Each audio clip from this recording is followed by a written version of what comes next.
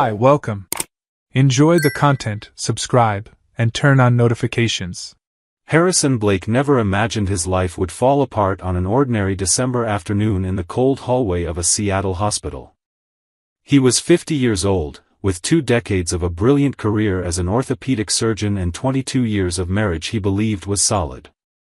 That Wednesday, after a complex knee reconstruction surgery, he was taking off his surgical gloves when his phone vibrated insistently. It was Jonathan, a fellow surgeon and friend since medical school. The message read only, "I need to talk to you. Urgent. It's about Pamela."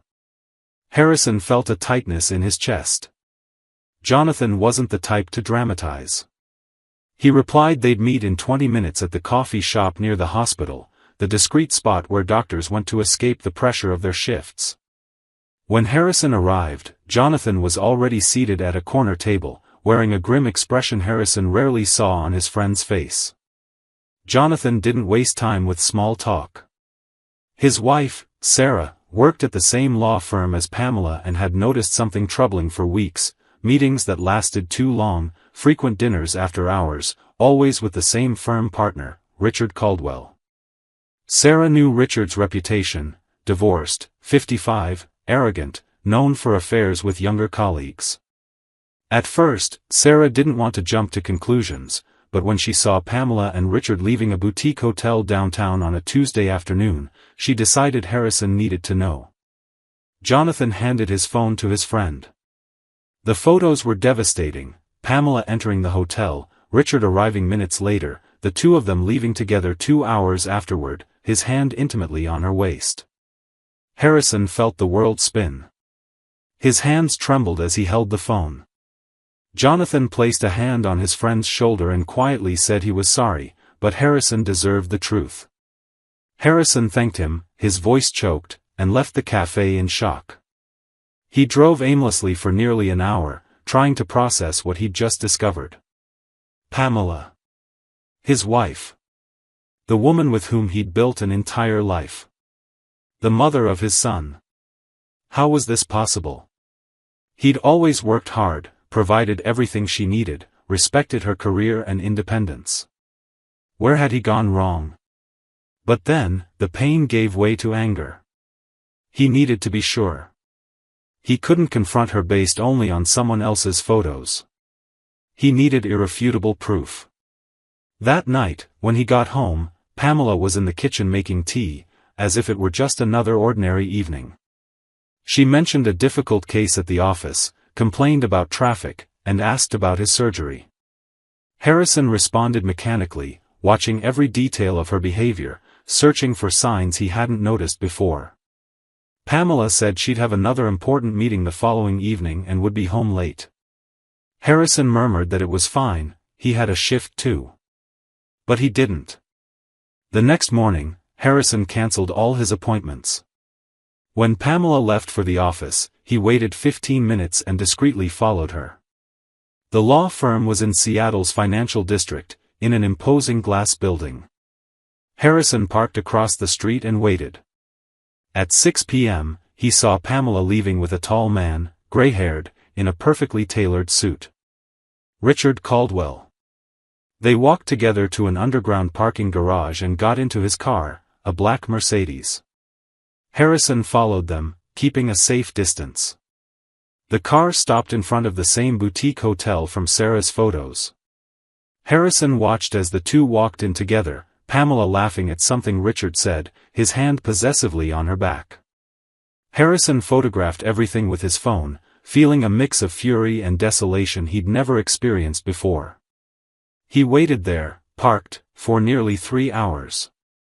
When they came out, it was almost 10 p.m. Pamela adjusted her hair, Richard held her hand before they said goodbye with a quick kiss. Harrison had to summon every ounce of self-control not to get out of the car and confront them right then and there. He got home before Pamela. When she arrived past midnight, Harrison was in the living room, pretending to watch TV. She said the meeting had been exhausting, took a quick shower, and went to bed. Harrison waited until he was sure she was in a deep sleep. Then he took her phone from the nightstand. He knew her old password pattern, their son Caleb's birthday. He tried variations until he unlocked it using the year reversed. What he found was worse than he'd imagined. Months of messages between Pamela and Richard. Explicit conversations, intimate photos, travel plans.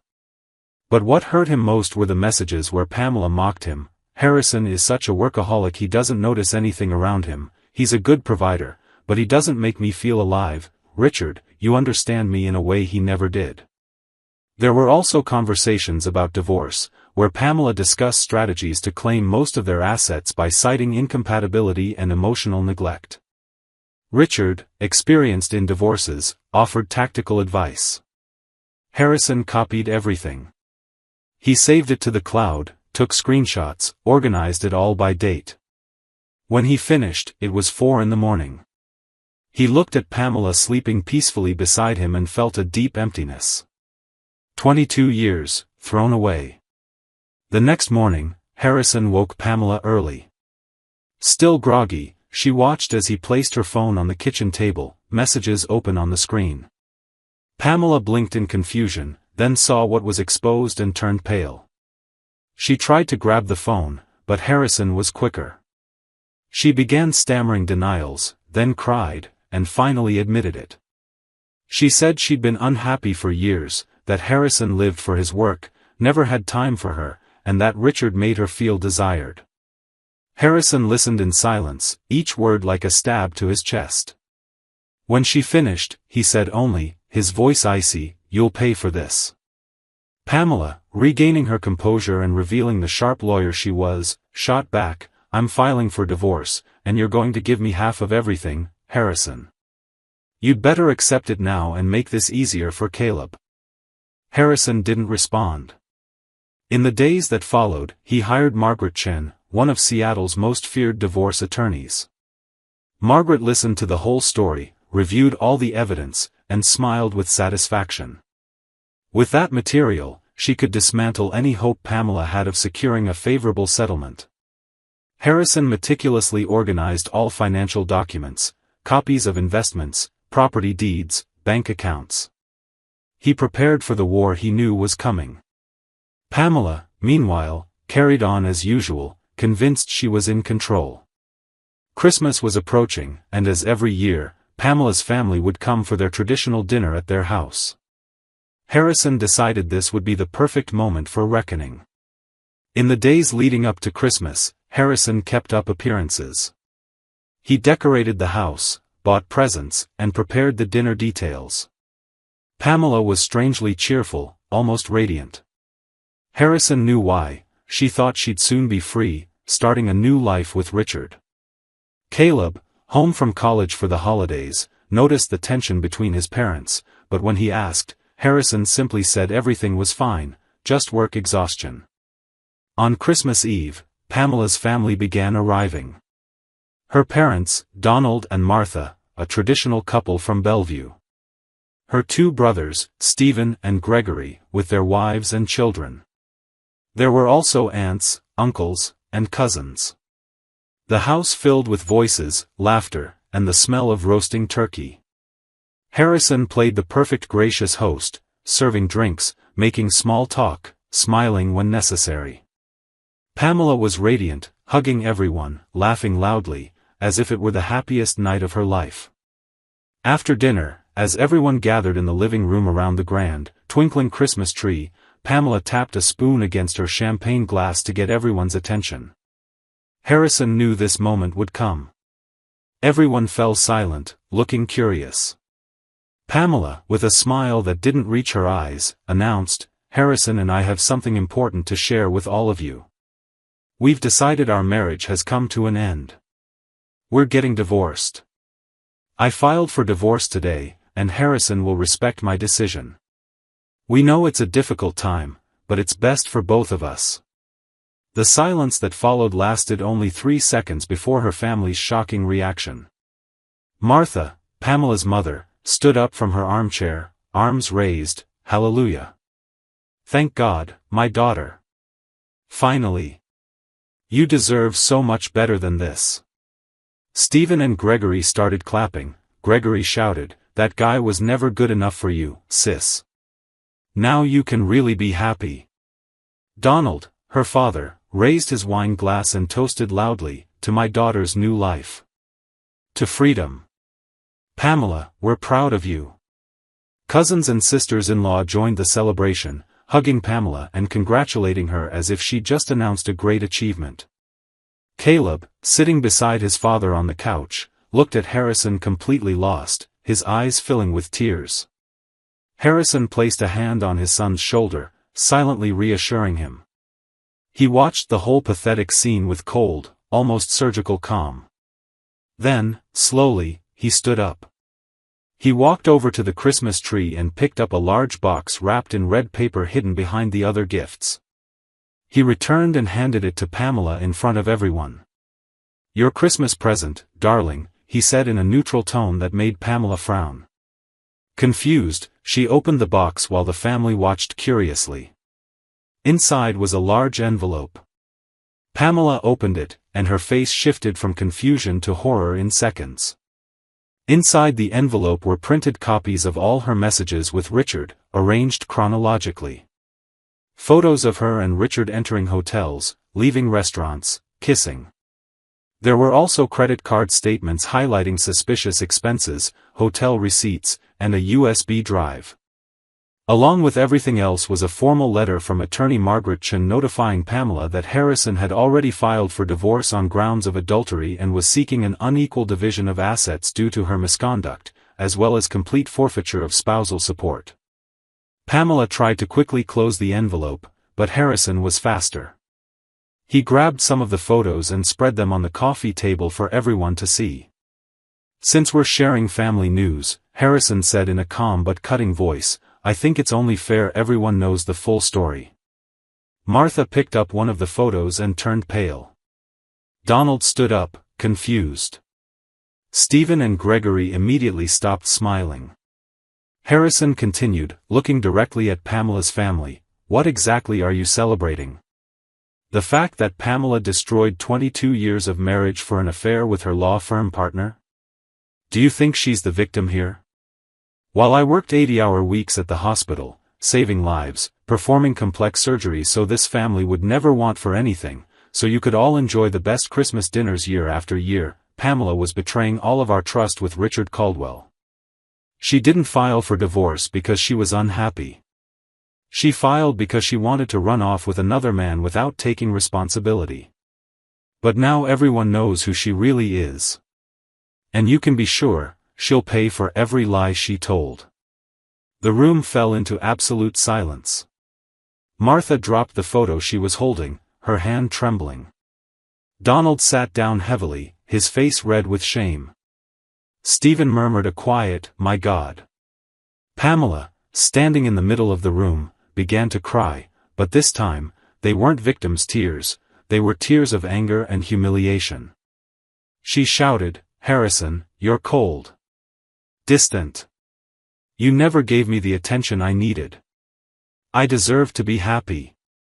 Harrison took a step toward her, and for the first time in 22 years, Pamela saw something in his eyes that frightened her. "You deserve to be happy," he said quietly but with devastating intensity. "I worked myself to exhaustion to build a decent life for us. I paid for your law school when we were just starting out. I supported every promotion, every job change. When Caleb was born, I was there, waking up with you every night. I never denied you anything. And you repaid me by cheating, plotting to destroy me financially, and laughing at me with your lover. So don't come talking to me about deserving happiness." Donald, Pamela's father, finally reacted. He looked at his daughter with deep disappointment. "Pamela, what have you done?" Martha began to cry, not with joy this time, but with shame. Stephen and Gregory didn't know where to look. Their wives quietly gathered the children and began leaving the room. Pamela tried to defend herself, but her words tumbled out jumbled and meaningless. Caleb, who had remained silent the whole time, suddenly stood up and ran to his room, crying. Harrison looked at Pamela with coldness. "Leave. Get out of my house. Now." Pamela tried to protest, but Donald intervened. "He's right. Come on, Pamela. You don't belong here anymore." Her family quickly gathered their things, the celebratory mood completely shattered. Martha tried to approach Harrison to apologize, but he simply turned and walked upstairs to Caleb's room. He found his son lying on the bed, sobbing. Harrison sat beside him and placed a hand on his back. "Dad, is it true? Did Mom really do this?" Caleb asked, his voice breaking. Harrison took a deep breath. "Yes, son. It's true. And I'm so sorry you have to go through this. But I want you to know one thing, none of this is your fault. And no matter what happens, I'll always be here for you. Always." Caleb clung to his father and cried for long minutes. Harrison held his son, feeling his own heart shatter, but staying strong for the boy. Downstairs, they heard the sounds of Pamela's family leaving, car doors slamming, engines starting. When silence finally returned, Harrison went downstairs and found Pamela still in the living room, alone, holding the photos with trembling hands. She looked at him with a mix of anger and desperation. "Richard will take care of me. He truly loves me." Harrison almost laughed at her naivety. "Richard won't take care of anything. He's a predator who uses married women like you and discards them when things get complicated. But you'll figure that out on your own. Now get out of my house." Pamela gathered a few things and left without looking back. In the days after Christmas, Pamela's life crumbled like a house of cards. Richard, upon learning everything had been exposed and that there was documented proof of the affair, panicked. He called Pamela the day after Christmas, but it wasn't the supportive call she'd hoped for. Richard coldly said he couldn't risk his reputation at the firm, that it had all been a mistake, and that she should handle her problems on her own. When Pamela tried to argue, reminding him of all the promises he'd made, Richard simply hung up.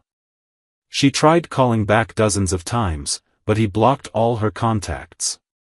Pamela realized too late that she'd been used. At the law firm, the story began circulating discreetly. Sarah, Jonathan's wife, didn't need to say a word. Richard's sudden change in behavior, actively avoiding Pamela in the hallways, was enough to raise suspicions. The senior partners held a quiet meeting with Pamela, making it clear that although they wouldn't fire her, she was being removed from the firm's most important cases. Her reputation was tarnished. Pamela's family, deeply ashamed by their behavior at Christmas, cut off contact with her for weeks. Donald refused to answer her calls. Martha attempted a timid reconciliation in February, but their relationship was never the same. Her brothers barely spoke to her, still embarrassed about having celebrated something that was, in truth, a family tragedy. Meanwhile, the divorce proceedings moved forward relentlessly. Margaret Chen was ruthless. With all the evidence of Pamela's infidelity, and especially the messages where she and Richard plotted strategies to get more money in the divorce, the judge sided with Harrison on nearly every issue. Washington was a community property state, but the judge had discretion to adjust the division based on each party's conduct. Pamela ended up with only 30% of the marital assets, lost all rights to spousal support, and was even ordered to pay part of Harrison's legal fees due to the bad faith shown in her messages. Harrison kept the house, most of the investments, and the car. Pamela had to move into a small apartment in a more modest Seattle neighborhood. Caleb, initially confused and hurt, gradually began to understand the full extent of what his mother had done. He visited Pamela a few times at her new apartment, but their conversations were tense and superficial. Pamela tried to justify herself, casting herself as the victim, but Caleb was mature enough now to see through the manipulation. He decided to keep living with his father and returned to college in January more centered and matured by the painful experience. Harrison, for his part, initially threw himself into work as a way to cope with the pain, but slowly realized he needed to change. He began reducing his hospital hours, delegated more responsibilities to residents, and started reserving entire weekends just for himself and Caleb when he was home. He started therapy, something he'd never considered before, and discovered that talking about his pain helped him process it. He returned to old hobbies he'd abandoned during his marriage. He picked up his guitar again, started running on Saturday mornings, and even joined a book club. In March, almost 4 months after that devastating Christmas, Harrison was invited to a hospital charity dinner. There, he met Elena, a pediatric nurse who worked in another department. She was 43, divorced for 5 years, had a teenage daughter, and possessed a serenity and kindness Harrison found comforting. They talked all night about work, kids, and healing. Elena knew his story. It was impossible not to, given how things had leaked out at the hospital, but she didn't treat him like a victim. She admired how he'd handled everything, the strength he'd shown. They started meeting for coffee, then dinners, and slowly Harrison felt that maybe there was room to start over. He wasn't in a rush, but for the first time in months, he felt hope. Pamela, on the other hand, sank deeper and deeper. Social isolation, loss of status at work, her family's coldness, and especially Richard's rejection destroyed her emotionally. She tried a few dating app encounters, but always ended up comparing the men to what she'd had, and lost. She started therapy too, but it took months before she could admit her own responsibility in the disaster she'd created. In May, 6 months after Christmas, Pamela finally had an honest conversation with Caleb. She apologized sincerely, without excuses or self-pity. Caleb listened, but said he needed time. Their relationship began to improve slowly, but it would never be what it once was. When the next Christmas approached, Harrison organized a completely different celebration. He invited Caleb, who was home for the holidays, Jonathan and Sarah with their kids, some hospital colleagues, and Elena with her daughter. The house was decorated, but more simply, more cozily. There was no showiness, just genuine warmth. During dinner, Caleb raised his glass and said, his voice choked, "I want to make a toast to my dad. This year was the hardest of our lives, but you never gave up. You taught me what it means to have integrity, dignity, and to stand tall even when everything falls apart. Thank you for being the man you are, Dad. I love you." Harrison felt his eyes well up, but he smiled. He looked around the table at the people who truly mattered, people who were there not out of family obligation, but out of genuine affection. Elena discreetly took his hand under the table and squeezed it warmly. For the first time in a year, Harrison felt true peace. Meanwhile, Pamela sat alone in her small apartment, scrolling through old photos on her phone. Pictures from past Christmases, the family gathered together, little Caleb opening presents, Harrison smiling as he carved the turkey. She finally understood what she'd lost. It wasn't just a marriage, it was a family, a history, a man who would have given her everything. Richard never reached out again. Her family kept a respectful but distant silence. And Caleb, though trying to rebuild their relationship, would never look at her the same way again.